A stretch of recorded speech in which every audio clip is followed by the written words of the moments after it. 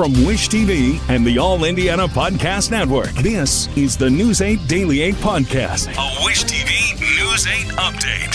Hi, this is Hannah Mordo, and this is your News 8 Daily for Wednesday, December 17th. You'll notice this morning when you step outside, not nearly as frigid or freezing. So cold, we're going to be in the upper 30s, though, to low 40s to finish the day. Mix of clouds and sunshine. Could have some breezy winds, though, at times. Breaking overnight, prosecutors in Australia have charged the surviving suspected gunman in the Bondi Beach shooting with a total of 59 criminal counts, including 15 counts of murder. Police say the 24-year-old suspect, Naveed Akram, was charged after waking from a coma in a hospital. He has been there since police shot him and his 50-year-old father, who also opened fire on the Hanukkah celebration Sunday. The father, Sahid Akram, died at the scene. Investigators say they believe the attack was inspired by the Islamic State. It comes as the first funerals for the victims begin. Among those laid to rest was Eli Schlinger, a rabbi and father of 5 who helped organize the event. Jewish people are usually buried within 24 hours of their deaths, but the funerals have been delayed due to the investigation. Here in Indiana, Governor Mike Braun says the state should be a leader on data centers as long as the utility customers don't have to pay for them. It's part of the governor's year-end conversation with News 8 government reporter Garrett Bergquist. Data centers have drawn strong opposition in recent months in and around Indianapolis. The governor tells me he thinks they're a better fit for rural areas. Here's what he said when I asked him what action we can expect from him on data centers next year. The people that want them, the hyperscalers, are going to need to pay for it. We already passed a bill that asked for 80%. I'm not going to be for any that aren't putting more electrons onto the grid. And yes, their economy of scale could theoretically bring rates down. But the one particular thing you can do to make sure it occurs is constitute the commission, the IURC, where they're going to be into making sure that current taxpayers aren't burdened with anything that would require data centers. And we ought to be there. It's probably not going to work around areas with population. You've seen that in Franklin Township. You've seen it just recently up north. And they're probably going to be an ideal fit for any of the rural counties that would immediately benefit from lower property taxes. They don't have the infrastructure to support a lot of education or health care. And I think you're going to have 50, 60 counties that say we'd like them. And then it's got to make sure that you don't have NIMBYism or a few people that say it's a bad idea. That's what's created moratoria in 70 of our counties on solar and or wind. So fight through all that. I think it's clear that geopolitically, we're going to need to stay ahead of China on AI. That means data centers. The demand for electricity was flat as a pancake as recently as 3 years ago. It's changed. Indiana wants to be a part of it. We also want to be on the leading edge of how we generate baseload electricity. That was just one part of a very wide-ranging discussion. I also asked the governor about his property tax package, the redistricting fight, and what we can expect from him during the 2026 session. You'll be able to see his answers this coming Sunday on All Indiana Politics. It'll air at 9:30 in the morning right here on Wish TV.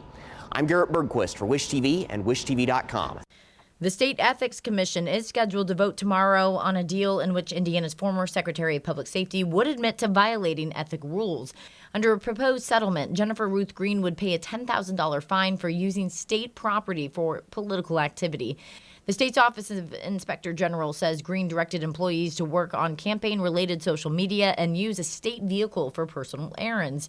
Green resigned in September. She also announced she plans to make a second run for Congress in the state's 1st district in northern Indiana. Marion County Sheriff Kerry Forstall says he's running for state senate next year. The Democrat is in his second term as sheriff and cannot run for that position again. Forstall says he will run in Senate District 31. That covers Lawrence, Fishers, and the Geist area. Republican State Senator Kyle Walker holds that seat now, but announced 2 weeks ago that he is not seeking re-election. Marion County prosecutors have charged a youth volleyball coach with trying to send sexually explicit content to a minor.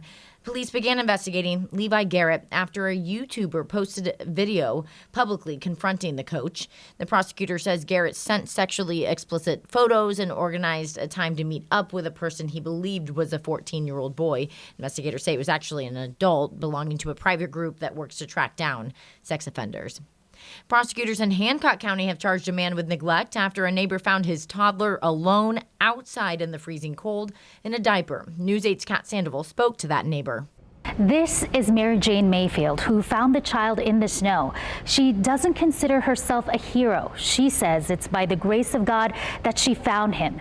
And she tells me she went outside her apartment to grab something out of her sister's car when she heard loud crying. Before I even opened her door, I heard the baby. And I said, where in the heck is that baby? When I looked, came out, that's her car. Came out a little bit, and that's when the baby was standing in the snow. On Monday afternoon, the toddler, less than 2 years old, was found wearing just a t-shirt and a diaper, wandering outside Greenfield's Prairie Meadow apartment complex in 13-degree temperature. Mary shows me where she found the child. See, he was right there. You can see those footprints. And sure enough, there were small footprints in the snow. Mary says the toddler's skin was cold and pink. My first option was, where is your mom? Where's your dad? He came running and hold me so tight. According to the medics, the boy suffered from severe hypothermia with frostbite in his hands and feet. Detectives say the child's mother was at work, and the child wandered off after his 20-year-old father, Logan Nicholas, who was supposed to look after the child, fell asleep. Police also found drugs and a gun in the home. How can a person do that to a 1-year-old? I can't even do that to my own child, and I have 2 kids. Logan was immediately placed in custody at the Hancock County Jail. The negligence of the parent. He had no business sleeping and leaving the baby unattended. I'm Kat Sandoval, Wish TV, wishtv.com. As President Trump prepares to address Americans tonight, a new economic report paints a bleak picture for many people. Amy Kiley reports on how U.S. unemployment rates hit a 4-year high. 2026 is going to be a bountiful year. The Trump administration is promising a happy new year for affordability ahead of the president's primetime address tonight. The White House says he'll look back on 2025 and look ahead to 2026. Economists and fresh data paint a complicated picture of affordability. A new report shows retail sales were flat between September and October. Affordability is certainly an issue, but when you have higher income earners, it's going to be less sensitive for them. A report out yesterday shows the unemployment rate hit a 4-year high last month. We are in this sort of no hire, no fire type of market. It also indicates the economy lost 105,000 jobs in October and gained 64,000 last month. Over the last 6 months, there's been essentially no job growth. And there's 3 reasons for that: immigration, DOGE, and tariffs. Another part of affordability is the cost of goods. Tomorrow's Consumer Price Index update will give insight into that. Statistics show CPI growth was easing for the first few months of the year. Then what happened is you saw the president come into office and ignite the most inflationary policies in our lifetimes with these tariffs. As for the GDP, as we go into 2026, I'm still pretty optimistic. I'm Amy Kiley for Wish TV and wishtv.com. President Trump is set to address the nation from the White House tonight. The White House press secretary says the speech will discuss his accomplishments this year and his plans for the next 3 years. Wish TV will air the speech tonight at 9 o'clock. Happening today, Rob Reiner's son, Nick Reiner, is expected to be in court for the first time after prosecutors charged him yesterday with murdering his parents. He was supposed to be in court for the first time yesterday, but his attorneys say that the hearing was postponed due to medical reasons. Nick Reiner faces 2 counts of first-degree murder in the killings of his famed parents, actor and director Rob Reiner and photographer and producer Michelle Reiner. Prosecutors also added special circumstances of multiple murders and a special allegation that he used a dangerous weapon, a knife. The additions could mean a greater sentence. The district attorney in L.A. says his office has not decided whether to seek the death penalty. Sports now. Philip Rivers is once again starting for the Colts on Monday night against the 49ers. 44-year-old quarterback played his first NFL game in 5 years on Sunday in Seattle. News 8's Andrew Chernoff explains it was definitely a day to remember.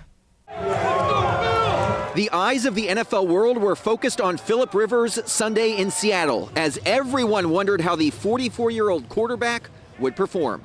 Running out for warm-ups and all that, and out there for the anthem, and as the game just got going, I was just thankful, grateful that I was out there.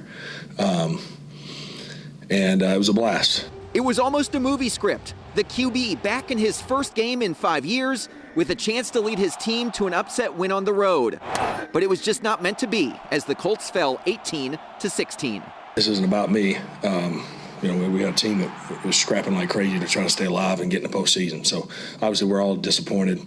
Came up just short. Very encouraged. There's no question about it. For him to go out there and do what he did after 5 years off, to have a chance to win it, just shows, his commitment to coming back and playing the way he did and fighting like crazy for his teammates. In his return, Rivers threw for 120 yards along with an interception, but he also threw a touchdown when he hit Josh Downs right here, and the wide receiver was easily able to take it in to the end zone. Somebody said to me on the sideline, it was like, hey, Philip Rivers' first touchdown in 5 years. I'm like, dang, that's tough. So I can tell my kids I caught a touchdown from a legend like that. When things come up like that, they fire you up. Obviously, you throw in the fact that it's been 1,800 days since I've thrown a touchdown, or an interception for that matter. So we got both of those box checks. It may still have been a loss on Sunday, but Rivers joining the team has provided a much-needed spark. He brought a new vibe through here. He brought some more energy, and everybody fed off of it, and we went out there and competed, played for him. The crowd inside Lucas Oil Stadium will provide that energy as well on Monday night when Rivers makes his return to Indy. In Seattle, Andrew Chernoff, Wish TV, and WishTV.com. IU's head football coach Curt Cignetti may need a bigger trophy case. The Associated Press named him as its college football coach of the year yesterday, giving him the title 2 years in a row. AP Award is his 4th National Coach of the Year honor since the Hoosiers' run to the top seed in the college football playoff. Kids across central Indiana will be getting toys for the holidays. Crews hit the road yesterday to collect all the donations from our 32nd annual Wish Tree. We visited our partner locations, including National Bank of Indianapolis, Planet Fitness, MI Homes, and Ed Martin Automotive. We then dropped off the gifts at the Toys for Tots warehouse. That's where volunteers like Colts running back Amir Abdullah gave them to families in need. He says he's the youngest of 9 children and is no strangers to the need. I kind of come from a village, it takes a village type of mindset, type of family. So to integrate myself into the community of Indianapolis, through the Colts and also through some of my own personal foundational outreach things that I've done, just really reminds me of home, and it feels like a safe place for me. So if I can be a safe haven for someone else, it just expands the opportunity for everyone. Organizers say more than 2,000 kids are getting toys thanks to your support of our Wish Tree campaign.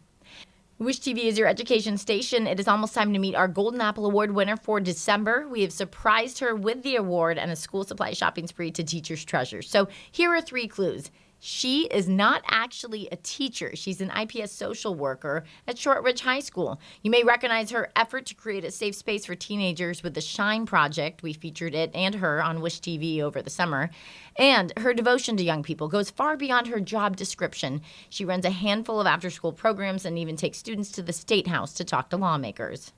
Definitely makes the school feel like home. She makes us feel valued and safe. She just takes that extra step to make us feel so heard and seen and valued. It's just amazing. She makes me feel heard and seen. She makes us feel comfortable to where you could talk to her about anything, and she always knows the right things to say. The epitome of kindness. I don't think there's any other words that could describe her better. She has built up this safe space for us to feel comfortable to share back, that love and that kindness. She makes students feel seen and heard and, valued. You can see us surprise our winner tomorrow morning at 7:30 on Wish TV's Daybreak. This has been your News 8 Daily from Wish TV. I'm Hannah Mordeau. Watch us on Wish TV and WishTV.com.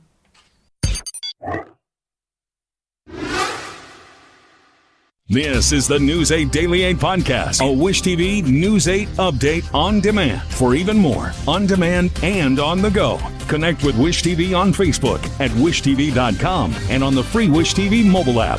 Thank you for listening. And be sure to like, subscribe, and follow this podcast for updates every weekday morning on the All Indiana Podcast Network and wherever you get your podcast.